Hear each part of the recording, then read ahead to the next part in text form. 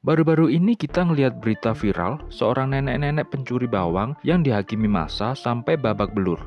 Tapi, di sisi lain, mungkin kita udah sering dengar ratusan, bahkan ribuan berita kasus korupsi yang ngerugiin negara sampai triliunan rupiah. Mirisnya adalah kenapa kita seakan galak kepada pencuri recehan tapi nggak berkutik ketika para pejabat korupsi. Di video ini, kita bakal bedah fenomena tersebut dari sudut pandang psikologi. Sekarang coba kita sama-sama pikirin, misalkan ada tetangga atau orang yang kita kenal kehilangan barang dagangannya, contohnya bawang. Kita pasti akan langsung merasa iba dan marah karena hal itu terjadi di lingkungan yang tak asing dari kita. Secara psikologis, ini namanya proximity effect atau efek kedekatan.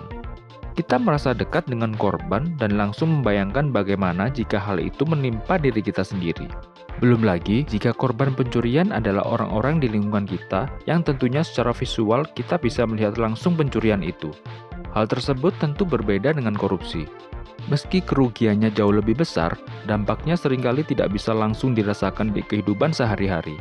Kita mungkin tahu kalau jalan jelek, fasilitas umum juga kurang memadai adalah buah dari korupsi. Tapi, kita juga nggak bisa langsung menunjuk secara personal kepada si koruptor.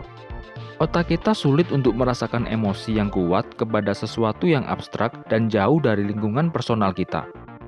Hal itu biasanya disebut dengan psychological distance atau jarak psikologis.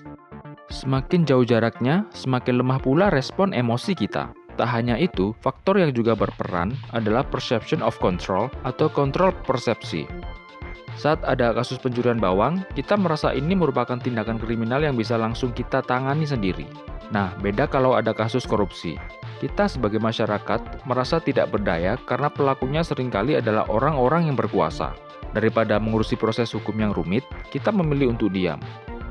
Di dalam masyarakat, tentu pencurian sekecil apapun dianggap sebagai pelanggaran norma yang mendasar. Saat ada kejadian pencurian bawang, kita seakan berkewajiban untuk menegakkan norma-norma tersebut dengan cara apapun, termasuk dengan main hakim sendiri. Sementara kejahatan seperti korupsi seringkali dianggap sebagai kejahatan yang lebih kompleks secara sosial. Ada pandangan kalau perilaku korupsi ini sudah menjadi budaya asal tidak ketahuan.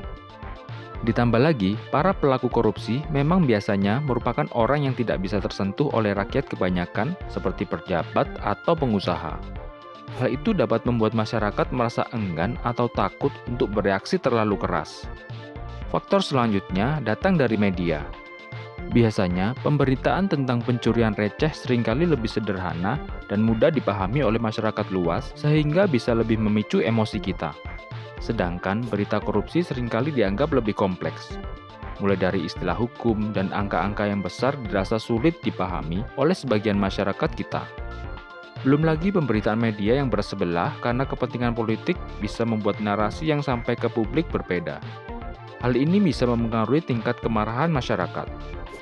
Jadi, intinya kenapa masyarakat kita terlihat lebih galak ke pencuri bawang daripada koruptor dipengaruhi oleh faktor psikologis kita merespon ancaman yang lebih dekat dengan kita. Sangat penting bagi kita untuk selalu meningkatkan pemahaman tentang bahaya korupsi. Jangan sampai kita hanya melampiaskan amarah pada kejahatan yang kecil saja.